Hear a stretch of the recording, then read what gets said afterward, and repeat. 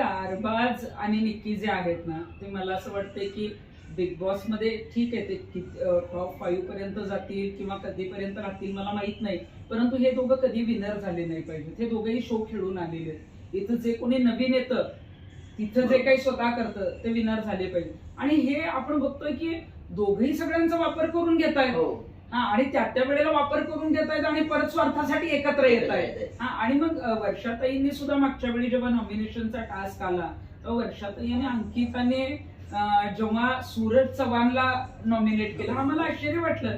कारण सूरज अंकिताला ताई मानतो, वर्षाताईंना आई म्हणतो. आणि मला वाटतं की ठीक आहे, तो कदाचित एखादा आठवडा खेळला नसेल किंवा वर्षाताईंना वाटू शकतं की तो थोडासा डल सदस्य आहे, परंतु मग अरबाज, निक्की, वैभव आहेत ना, जे तुम्हाला वेळोवेळी घरातनं बाहेर काढायला तयार आहेत, त्यांना तुम्ही न करता तुमचाच एक एक माणूस जर कमी करायला लागला तर